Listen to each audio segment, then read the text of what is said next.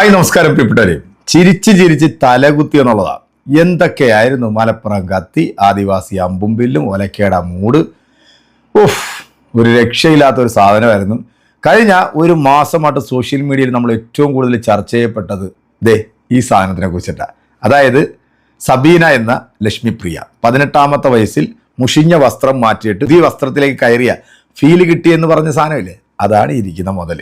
എന്താണേലും ഈ മുതൽ നമ്മുടെ പെരുമ്പാവൂരിൽ NDAയുടെ സ്ഥാനാർത്ഥിയായിട്ട് മത്സരിക്കാൻ രംഗത്ത് വന്നപ്പോഴത്തേക്ക് രാജ്യത്തിൻ്റെ പ്രധാനമന്ത്രിയെക്കുറിച്ച് പറഞ്ഞതൊക്കെ കേട്ടാണ്ടല്ലോ, രോമാഞ്ചം അങ്ങോട്ടുണ്ടായി. കാരണം അതുപോലത്തെ തള്ളായിരുന്നു ചേച്ചി അങ്ങോട്ട് ഇരുന്നുകൊണ്ട് അങ്ങോട്ട് തള്ളിയത്. ഏതാണേലും ചേച്ചിയുടെ ആ മുഷിഞ്ഞ വസ്ത്രത്തിൻ്റെ തള്ള് എന്തായിരുന്നു എന്നുള്ളത് ഞാൻ മുൻ വീഡിയോകളിലൊക്കെ പറഞ്ഞിട്ടുണ്ട്. ചേച്ചി നല്ല ഒന്നാന്തര സംഗണി ചേച്ചിയാണ്. ചാണകം ചവിട്ടാനായിട്ടുള്ള ആദ്യ പടിയാണ് ഈ മുഷിഞ്ഞ വസ്ത്രം മാറി പുതിയ വസ്ത്രത്തിലേക്ക് കയറി എന്ന് പറഞ്ഞ് അങ്ങോട്ട് തുടക്കം ഇട്ടുവെച്ചത്. അതിനുശേഷം പിന്നെ നമ്മൾ കണ്ടത് സ്വന്തം സഹപ്രവർത്തകയായിട്ടുള്ള നീന കുറുപ്പ് എന്ന് പറയുന്ന ഒരു സെലിബ്രിറ്റിയെ കുറിച്ചിട്ട് അവള് പറഞ്ഞതൊക്കെ നിങ്ങൾ കേട്ടല്ലോ അല്ലേ. ഒരു സ്ത്രീക്ക് യോജിക്കുന്ന രീതിയിലല്ല അവര് ആ സ്ത്രീയെ കുറിച്ചിട്ട് അഭിസംബോധന ചെയ്തത്. സ്ത്രീകൾക്ക് തന്നെ അപമാനവും മാനക്കേടും ഉണ്ടാക്കിയിട്ടുള്ള ഈ ഒരു സംഗണി ചേച്ചിയുടെ ഏറ്റവും പുതിയ ന്യൂസ് കേട്ടപ്പോഴത്തേക്ക് സത്യം പറയാനുള്ളൂ, ചിരിച്ച് തലകുത്തി എന്നുള്ളത്. പക്ഷെ സങ്കടവും തോന്നുന്നുണ്ട്. കാരണം മത്സരിച്ച് 8 നിലയിൽ പൊട്ടിക്കഴിയുമ്പോഴത്തേക്കുള്ള ആ ഒരു സുഖം അതങ്ങ് നമുക്ക് നഷ്ടപ്പെട്ടു പോയി. മനസ്സിലായില്ലല്ലേ? അതായത് വോട്ടർ പട്ടികയിൽ ചേച്ചിയുടെ പേരില്ലാത്തതുകൊണ്ട് പുറംകാലം കൊണ്ട് ചവിട്ടി ദൂരെ കളഞ്ഞിരിക്കുകയാണ്. ഇനിയിപ്പോൾ ഈ പറഞ്ഞതൊക്കെ ഇനി എന്ത് ചെയ്യുമോ?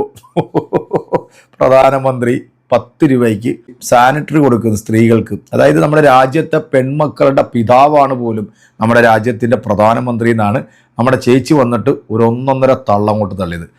ഇത്രയധികം തള്ളിമറിക്കുന്ന ഒരു സാധനത്തിന് നമുക്ക് കാണില്ല. പിന്നെ മറ്റൊരു മരമണ്ടം വന്നിട്ട് ഇപ്പം പുതിയൊരു പ്രസ്താവന നടത്തിയിട്ടുണ്ട്. ഞാൻ ജയിച്ചാൽ 90 ദിവസത്തിനകം മോദിയെ കുണ്ടറയിൽ കൊണ്ടുവരും റോബിൻ രാധാകൃഷ്ണൻ. ഇവൻ ജയിച്ച് 90 ദിവസം കഴിഞ്ഞിട്ട് ഈ കുണ്ടറയിൽ മോദിയെ കൊണ്ടുപോയിട്ട് എന്ത് ചെയ്യാനാടേ? എനിക്ക് മനസ്സിലാകുന്നില്ല സത്യം. ഇവൻ്റെയൊക്കെ തലയ്ക്കകത്ത് വെളിവ് നഷ്ടപ്പെട്ടോ? നീയൊക്കെ 8 നിലയിൽ പൊട്ടാനായിട്ടുള്ള സാധനമാണെന്നുള്ള BJPക്ക് നന്നായിട്ട് അറിയാം. അതുകൊണ്ട് തന്നെയാണ് നിന്നെയൊക്കെ പോലുള്ള ഊളകളെയൊക്കെ കൊണ്ടുപോയിട്ട് ഇവിടെ കൊണ്ടുവന്ന് ഇട്ടിരിക്കുന്നത്. അങ്ങനെ പല മരമണ്ടന്മാരും ഇപ്പോൾ ഇവിടെ കിടന്നുണ്ടെങ്കിൽ ഗീർവാണം മുഴക്കിക്കൊണ്ടിരിക്കുക. ഒരു മുസ്ലിം സ്ഥാനാർത്ഥി പോലും ഇല്ലാത്ത NDA പട്ടിക മലപ്പുറത്തെ പതിവ് ഇത്തവണയും ലംഘിച്ചു.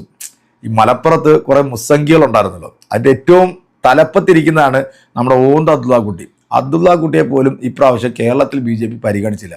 മൊത്തത്തിൽ സംഘികളും ക്രിസംഖികളുമായിട്ടുള്ള സ്ഥാനാർത്ഥികളെയാണ് പ്രഖ്യാപിച്ചിരിക്കുന്നത്. 2 എണ്ണം 8 നിലയിൽ പൊട്ടാനായിട്ട് നമ്മുടെ പൂഞ്ഞാറും പാലയിലും കൊണ്ടിട്ടിട്ടുണ്ട്. ഈ ഒരു തെരഞ്ഞെടുപ്പോടുകൂടി ഏകദേശം കേരളത്തിലെ BJPയുടെ ഒരു കാര്യത്തിലേക്ക് ഒരു തീരുമാനമാകും എന്നാണ് ഞാൻ പ്രതീക്ഷിക്കുന്നത്. ഈ ലക്ഷ്മിപ്രിയ എന്ന് പറയുന്ന ഈ ചാച്ചി 10 രൂപയ്ക്ക് സാനിറ്ററി നാപ്പിൻ വാങ്ങിയിട്ട് ജൻ ഔഷധിയുടെ മുന്നിൽ നിന്ന് ഞാൻ പൊട്ടിക്കരഞ്ഞു പ്രിയപ്പെട്ടവരെ, പൊട്ടിക്കരഞ്ഞു. രാജ്യത്തിൻ്റെ പ്രധാനമന്ത്രി ഇവിടുത്തെ സ്ത്രീകൾക്ക് വേണ്ടി ചെയ്തിട്ടുള്ള ഏറ്റവും മഹത്തായിട്ടുള്ളൊരു കാര്യമാണ്. ഇനി ചേച്ചി പറയുന്നത് നിങ്ങളൊക്കെ ഒന്ന് കേൾക്കണം, കേൾക്കാതെ പോകരുത്. അതിനുശേഷം നമ്മുടെ സഹോദരി കൊടുക്കുന്ന മറുപടി കൂടെ ഉണ്ട്, കണ്ടോളൂ. ഒരിക്കലും ഒരു പാക്കറ്റ് സാനിറ്ററി നാപ്കിൻസ് കിട്ടില്ല. അപ്പോൾ ശരിക്കും ഞാൻ ആ മെഡിക്കൽ ഷോപ്പിന്റെ വാതിക്കൽ നിന്നിട്ട് ഞാൻ പൊട്ടി കരഞ്ഞിട്ടുണ്ട്. കാര്യം എന്ന് വെച്ചാൽ ഇത്രയധികം, അതായത് കേരളത്തിലെ ഒരു അന്തരീക്ഷം വെച്ചിട്ട്, കേരളത്തിലെ അന്തരീക്ഷമായാലും നോർത്ത് ഇന്ത്യയിലെ അന്തരീക്ഷമായാലും ചേച്ചി പറയുന്ന ഈ അന്തരീക്ഷം ഒരു രീതിയിലും മലയാളികൾക്ക് വിശ്വസിക്കാൻ പറ്റാത്ത കാര്യമാണ്. ലക്ഷ്മിപ്രിയ ചേച്ചിയാണ് സംസാരിക്കുന്നത്. ഇന്നും ഇന്നലെയും അല്ല, എല്ലാ ദിവസവും തന്നെ എയറിലും സോഷ്യൽ മീഡിയയിലും ഒക്കെ തരംഗം തന്നെയാണ് ലക്ഷ്മി ചേച്ചി. ഇപ്പോൾ പുറത്തു വന്നിരിക്കുന്ന അല്ലെങ്കിൽ തള്ളിമറിക്കുന്ന പുതിയൊരു കാര്യം എന്ന് പറഞ്ഞാൽ മോദിജിയുടെ പുതിയ സംരംഭമായ 10 രൂപയ്ക്ക് സാനിറ്ററി നാപ്കിൻ കിട്ടുന്ന ആ വിവരം ഒരു മെഡിക്കൽ ഷോപ്പിൽ തനിക്ക് പീരിയഡ്സ് ആയി സാനിറ്ററി നാപ്കിൻ വാങ്ങാൻ പോയപ്പോഴാണ് താൻ അറിയുന്നത്. അത് കേട്ട് താൻ പൊട്ടി എന്റെ ചങ്ക് പൊട്ടി കരഞ്ഞു എന്നൊക്കെയാണ് ചേച്ചി പറയുന്നത്. പൊന്നോ, ജാതി തള്ള്, ഇമാതിരി തള്ളൊക്കെ തള്ളാൻ ചേച്ചിയെ കൊണ്ട് മാത്രമേ പറ്റുകയുള്ളൂ. സിനിമയിലൊക്കെ ഈ അഭിനയം കാഴ്ചവെച്ചായിരുന്നെങ്കിൽ എന്നേ ഒരു നാഷണൽ അവാർഡൊക്കെ അടിച്ചെടുത്തുകൊണ്ട് പോകാമായിരുന്നു. നീന കുറുപ്പിനെയും അവരുടെ അച്ഛനെയും അമ്മേനെയും കുടുംബത്തിരിക്കുന്ന സകല ആൾക്കാരെയും വരെ പ്രാഗിക്കൊന്ന, അത്രയധികം സരസ്വതി വിളയാടി നാവ് വളച്ചാൽ സത്യം മാത്രം പറയുന്ന, നുണ എന്താന്ന് പോലും അറിയാത്ത, തെറി പറയാത്ത, ഇത്രയും സൽസ്വഭാവിയായ ലക്ഷ്മി ചേച്ചി ഈ വിവരങ്ങളൊക്കെ തുറന്നു പറഞ്ഞതുകൊണ്ട് വിശ്വസിക്കാതെ മലയാളികൾക്ക് വേറെ നിവൃത്തിയില്ലല്ലോ. ഒരുപാട് സന്തോഷവും അഭിമാനവും ഒക്കെ ഉണ്ട്. ഞാനൊരു സിനിമാ നടിയാണ് എന്ന് വെച്ചിട്ട് എൻ്റെ പ്രവർത്തന മേഖല വേറെയാണ് എന്ന് ആരും വിചാരിക്കരുത്.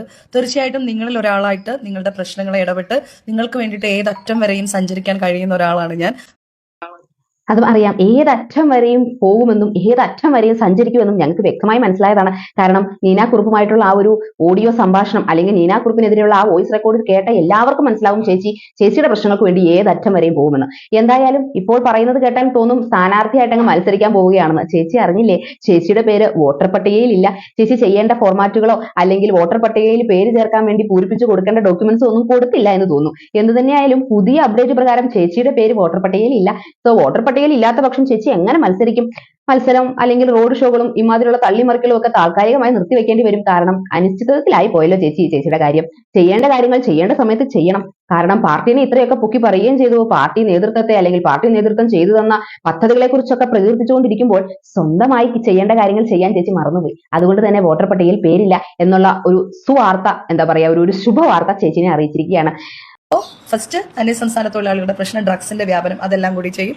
രണ്ടാമത് നമ്മൾ ചെയ്യുന്നത് ജലലഭ്യത, നല്ല കുടിവെള്ളം അത് ഉറപ്പാക്കുക. അടുത്ത കാര്യം ചെയ്യാൻ പോകുന്നത് തീർച്ചയായിട്ടും കുഞ്ഞുങ്ങളുടെ എഡ്യൂക്കേഷൻ കാര്യങ്ങൾ. പിന്നെ നാലാമത്തെ കാര്യമായിട്ടായിരിക്കും റോഡ്, അതുപോലത്തെ കാര്യങ്ങളുടെ വികസനം. അഞ്ചാമത്തെ കാര്യം പറയണ്ട ചേച്ചി, കാരണം കേൾക്കാനുള്ളൊരു ത്രാണിയില്ല. ഈ 1, 2, 3, 4, 5 ഒക്കെ ചെയ്യണമെങ്കിൽ ആദ്യം ചേച്ചി മത്സരിക്കണം. മത്സരിച്ച് ജയിക്കണം. ജയിക്കാൻ വേണ്ടിയിട്ട് അറ്റ്ലീസ്റ്റ് സ്ഥാനാർത്ഥി പട്ടികയിൽ അല്ലെങ്കിൽ വോട്ടർ പട്ടികയിൽ പേര് വേണം. ഉത്തരേന്ത്യൻ സംസ്ഥാനങ്ങളിലെ കുഞ്ഞുങ്ങൾ ഞാൻ കേട്ടിട്ടുണ്ട്, വായിച്ചിട്ടുണ്ട്.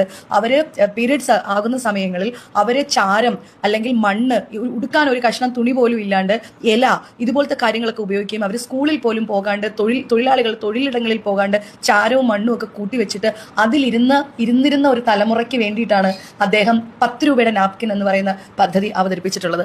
ഈ പദ്ധതിയാണ് എൻ്റെ മനസ്സിൽ ഏറ്റവും കൂടുതൽ ഹാർട്ട് ടച്ചിങ് ആയിട്ടുള്ള ഒരു അനുഭവം എന്ന് പറയുന്നത്. തീർച്ചയായിട്ടും അത് തന്നെയാണ്. ഒരു സ്ത്രീയും കൂടി ആകുമ്പോൾ എനിക്കത് കൂടുതലായിട്ട് മനസ്സിലാക്കാൻ പറ്റും. അദ്ദേഹം ഏതൊക്കെ കാര്യങ്ങളിൽ ചിന്തിക്കുന്നു എന്ന് ആലോചിച്ച് നോക്കൂ. അദ്ദേഹം ശരിക്കും അദ്ദേഹത്തിന് ബയോളജിക്കലി അദ്ദേഹത്തിന് മക്കളൊന്നും ഇല്ലായിരിക്കും. പക്ഷേ ഭാരതത്തിലെ ഓരോ പെൺമക്കളുടെയും അച്ഛനാണ് അദ്ദേഹം എന്നേ ഞാൻ പറയില്ല. അച്ഛന്റെ സ്ഥാനത്താണ് നമ്മുടെ പ്രധാനമന്ത്രി നിന്ന് ചിന്തിക്കുന്നത്. അതുപോലെ എന്തേ ഇവർ സ്ത്രീ കാർഡ് ഇറക്കിയില്ല? സ്ത്രീ കാർഡ് പൊക്കി പിടിച്ചുകൊണ്ട് എന്തുകൊണ്ട് ഒരു പോയിന്റ് പോലും പറഞ്ഞില്ല എന്ന് ഞാൻ മനസ്സിൽ ഇപ്പൊ ആലോചിച്ചതേ ഉള്ളൂ. അടുക്കളകളെ ഇത്ര വൃത്തിയായിട്ടിരിക്കാൻ ഉജ്ജ്വല പദ്ധതി കൊണ്ടുവന്നു. ഗ്യാസ് കണക്ഷൻ, എല്ലാവർക്കും ഗ്യാസ്, അമ്മമാർ പുക ശ്വസിക്കരുത് എന്ന് പറഞ്ഞുകൊണ്ട്. പിന്നെ മാതൃവന്ദൻ യോജന, അതായത് 60 വയസ്സായിട്ടുള്ള അമ്മമാർക്ക് എവിടുന്നാണ് ലോൺ കിട്ടുന്നത്. പിന്നെ പെൺമക്കളുടെ പഠിപ്പിനും വിദ്യാഭ്യാസത്തിനും കല്യാണത്തിനും ഒക്കെ ചേർത്തിട്ട് സുകന്യാ സമൃദ്ധി യോജന കൊണ്ടുവന്നു. അങ്ങനെ എത്ര കുറെ കഷ്ടപ്പെട്ടിട്ടുണ്ട് കേട്ടോ. കുറെ കാണാതെ പഠിച്ചിട്ടുണ്ട്. കുറെ ബുക്കുകളും കുറെ ഇന്റർനെറ്റും ഒക്കെ അരിച്ചു പെറുക്കി ഇതുപോലുള്ള പദ്ധതികളുടെ പേരൊക്കെ കാണാതെ പഠിച്ച് കുറച്ച് കഷ്ടപ്പെട്ടിട്ടുണ്ട്, കുറച്ച് വേർപ്പൊഴുകിയിട്ടുണ്ട്. പക്ഷെ എന്ത് ചെയ്യാൻ, വോട്ടർ പട്ടികയിൽ പേരില്ലാതായിപ്പോയി. നിങ്ങൾ കേട്ടില്ലേ?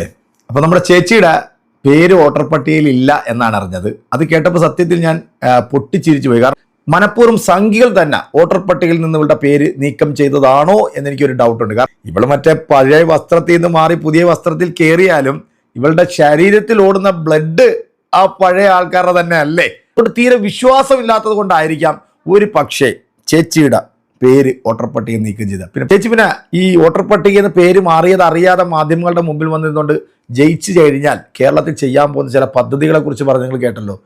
കേരളത്തിൽ കുടിവെള്ളം, നല്ല കുടിവെള്ളം കിട്ടണം, നല്ല വിദ്യാഭ്യാസം കിട്ടണം, പിന്നെ എന്തൊക്കെ പറഞ്ഞിട്ടുണ്ട് ചേച്ചി. ഈ പറയുന്ന സാധനങ്ങളൊക്കെ ഇവിടെ നമ്മുടെ കേരളത്തിലുണ്ട്. ചേച്ചി അങ്ങ് യോഗി ഭരിക്കുന്ന UP-യിലും മറ്റ് BJP ഭരിക്കുന്ന വടക്കേന്ത്യൻ സംസ്ഥാനങ്ങളിലെ അവിടെ പോയിട്ട് നല്ല കുടിവെള്ളവും നല്ല വിദ്യാഭ്യാസവും ഈ 10 രൂപയ്ക്ക് ചേച്ചി പറഞ്ഞ ആ സാധനം ഉണ്ടല്ലോ, അതും അവിടെ ഫ്രീ ആയിട്ട് കൊടുക്കാൻ നോക്ക്. ഇവിടെ കേരളത്തിൽ അത്യാവശ്യം എല്ലാ മേഖല എടുത്തു നോക്കിയാലും നമ്മൾ ഇന്ത്യ രാജ്യത്തെ ടോപ്പ് ലെവലിൽ നിൽക്കുന്ന ഒരു സംസ്ഥാനമാണ് കേരളം. ഈ കേരളത്തെ അപമാനിക്കലാണ് സംഘികളായിട്ടുള്ള നിന്നെപ്പോലുള്ള ചില വൃത്തികെട്ട ഊളകൾ വന്നിരുന്നുകൊണ്ട് ഇങ്ങനെ കുരയ്ക്കുന്നത്. ഇത് കേരളത്തിലെ പൊതുസമൂഹം നന്നായിട്ട് മനസ്സിലാക്കാൻ ബോധമുള്ളവരാണെന്നുണ്ടെങ്കിൽ അവർ മനസ്സിലാക്കി ഈ തെരഞ്ഞെടുപ്പിൽ കൃത്യമായ ഒരു വിധി എഴുതും. പക്ഷെ എൻ്റെ ഏറ്റവും വലിയ സങ്കടം എന്ന് പറഞ്ഞു കഴിഞ്ഞാൽ ചേച്ചി പെരുമ്പാവൂരിൽ നിന്ന് 8 നിലയിൽ പൊട്ടുന്ന കാണാൻ പറ്റുന്നില്ലല്ലോ എന്ന് ഓർക്കുമ്പോഴത്തേക്കും സത്യം പറയാമല്ലോ, വല്ലാത്ത സങ്കടമുണ്ട്. അപ്പോൾ എന്തായാലും നമുക്ക് കാത്തിരുന്ന് തന്നെ കാണാം എന്തൊക്കെയാണ് നമ്മുടെ കേരളത്തിൽ ഇനി നടക്കാൻ പോകുന്നത് എന്നുള്ളത്. അപ്പോൾ നിങ്ങളുടെ കമൻറ്റുകൾ അറിയിക്കുക. അടുത്തൊരു വീഡിയോ കാണാം.